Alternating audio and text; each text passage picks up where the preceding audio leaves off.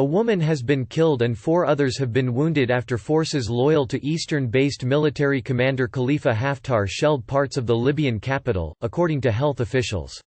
Mustafa al-Mehiai, a spokesperson for the UN-recognized Government of National Accord (GNA) in Tripoli, said heavy fighting broke out on Thursday when Haftar's troops launched a renewed push to enter the capital. Haftar's militias tried to advance in the region of Makru al-Hadba, but our forces repelled the attack, al-Mehiai was quoted as saying by AFP news agency.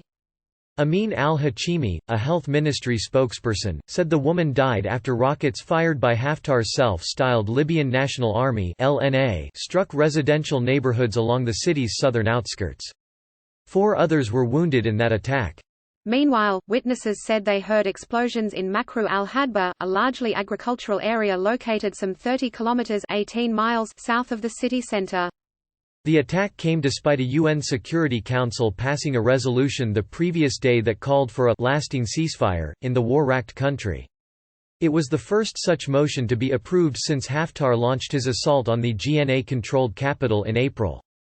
But its call for the consolidation of a fragile truce observed since January 12 has not taken effect on the ground. Despite the truce, there has since been sporadic fighting almost every day near Tripoli. Weapons have continued to flow into the country despite world leaders agreeing at a January summit to end all foreign interference in Libya and to uphold a UN arms embargo, imposed since 2011 when a NATO-backed uprising toppled longtime ruler Muammar Gaddafi. Libya has been mired in chaos ever since, with an array of armed groups linked to rival administrations vying for power, while foreign powers continue to intervene on both sides.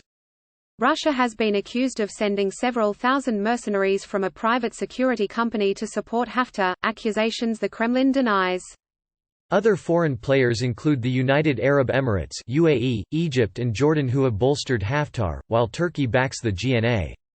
UN Chief Antonio Guterres has slammed continued foreign interference in Libya as a scandal. The UNSC resolution adopted Wednesday affirmed the need for a lasting ceasefire in Libya at the earliest opportunity, without preconditions. It also called for continued negotiations by a joint military commission set up in January between the two sides, with the goal of achieving a permanent ceasefire. This would include a monitoring system, a separation of forces and confidence-building measures. The Commission's Geneva meeting ended Saturday without a resolution, but the UN proposed resuming talks from February 18. The Security Council resolution, drafted by the United Kingdom, was approved by 14 votes out of 15, with Russia abstaining. London had chosen to keep mention of the Council's concern over the growing involvement of mercenaries in Libya, terminology that had been the subject of weeks of wrangling, reflecting the deep international divisions over Libya. Russia had pushed to replace the word mercenaries with foreign terrorist fighters, but was unsuccessful. Diplomatic efforts to contain the violence were underway on Thursday.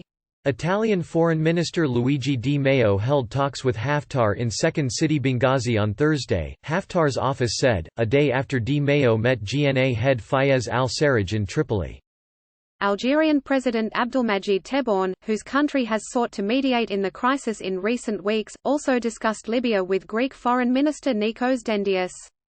The UN says more than 1,000 people have died in the clashes between Haftar and the GNA since April, while another 140,000 have been displaced. Human Rights Watch (HRW) on Thursday accused pro-Haftar forces of using cluster munitions in a residential area in Tripoli on December 2.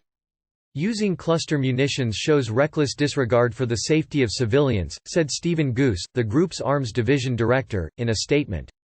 Red Cross chief Peter Maurer warned Thursday that if the situation deteriorates, Libyans could flee the country.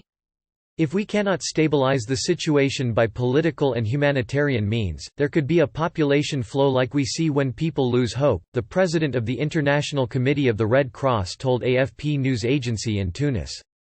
On top of the deadly violence, Libya's National Oil Corporation has warned of a new economic crisis, saying the country's vital oil production and revenues had dropped since the Berlin conference was held on January 19. Oil production now stood at 191,475 barrels per day (BPD), compared with 1.2 million barrels of oil per day before world leaders met in Berlin, representing a loss in revenues of $1.4 million, a statement said.